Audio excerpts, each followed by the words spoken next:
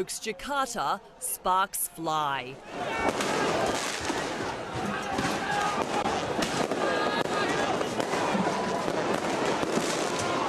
Flares light up the sky as angry protesters continue their rampage. Injured in the crossfire, a man lies motionless in the middle of the street. As he's pulled to safety, plumes of tear gas fill the air. The Indonesian capital is a city under siege, with thousands outraged by the re-election of President Joko Widodo. On Tuesday, the leader claimed a second term in office.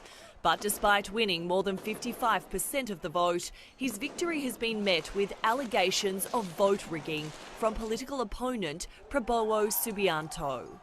Standing shoulder to shoulder, Subianto supporters swamped the Indonesian electoral office. By mid-afternoon, the sound of gunshots rang out through the streets.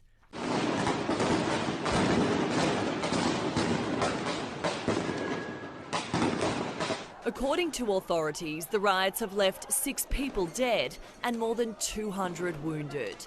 But with the protests expected to continue, that number is likely to rise.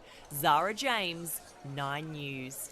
Australian tourists are being warned to reconsider travel to Indonesia as deadly riots escalate in Jakarta. There's been fresh violence overnight as protesters clash with police following Joko Widodo being declared president for a second term. To Renee Henry in Jakarta now. Renee, what's it like there now?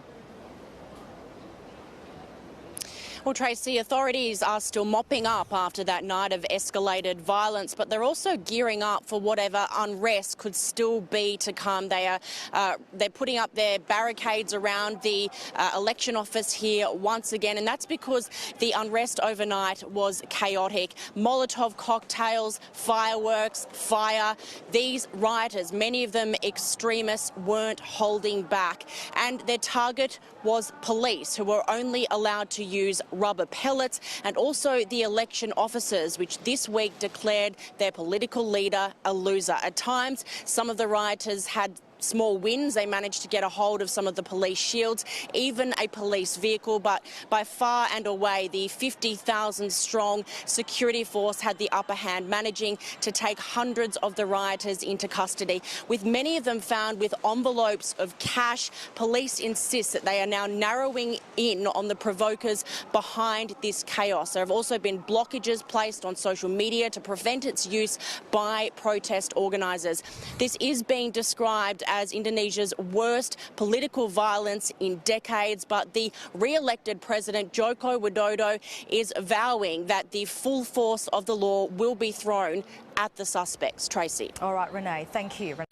Tracy Vote, live at 4 o'clock.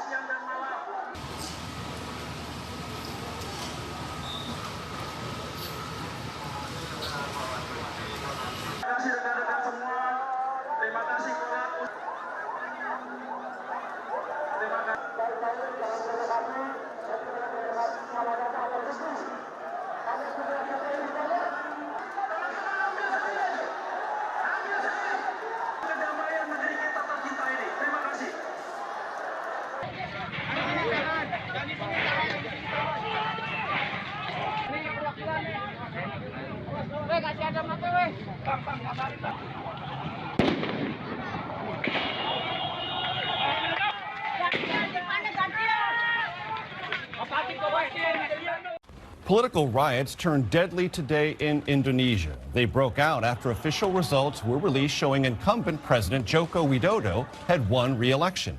Supporters of the challenger tried to storm the election agency in Jakarta. 6 people were killed, more than 200 hurt.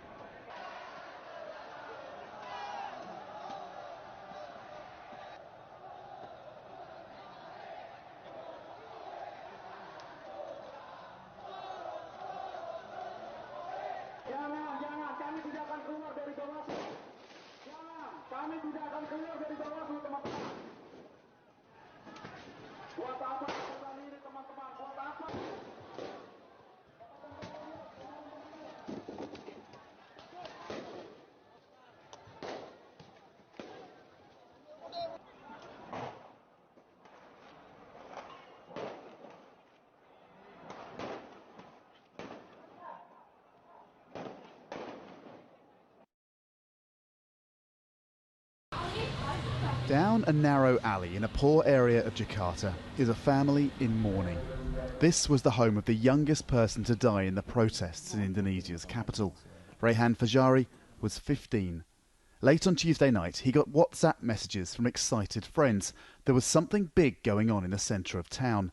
He was 15 years old. 15. Rehan's parents don't think he took part in any violence, and they don't know how or why he was shot. I went to the hospital and for hours no one could tell me anything. Eventually they took me to a body. I didn't want it to be him, but he was.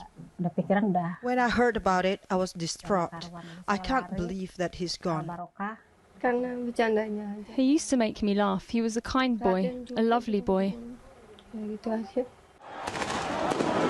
Police say they didn't fire bullets last week, just tear gas and rubber-coated bullets to control and disperse violent crowds. They say their action was restrained, doing only what they had to, but others question that.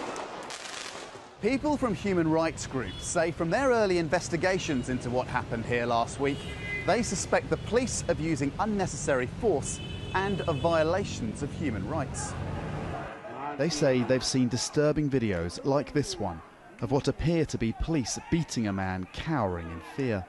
Another appears to show men in uniform attacking someone who's already been detained. Human rights activists want a formal investigation into police tactics and actions.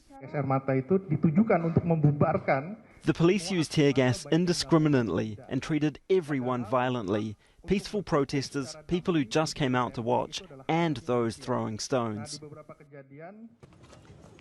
Last week's riots began as protests by supporters of presidential election contender Prabowo Subianto after Indonesia's Electoral Commission announced he had lost to the re-elected President Joko Widodo.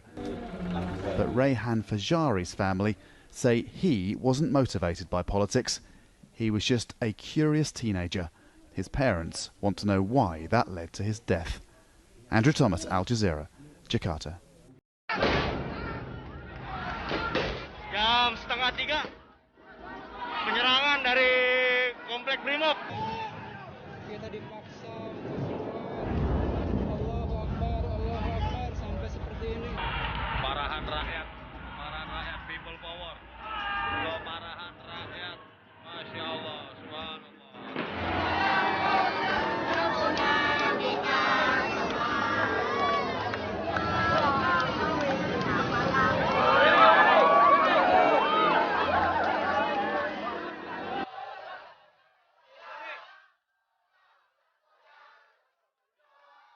Kami akan berjuang keras demi terwujudnya keadilan sosial bagi seluruh rakyat Indonesia, bagi 100% rakyat Indonesia.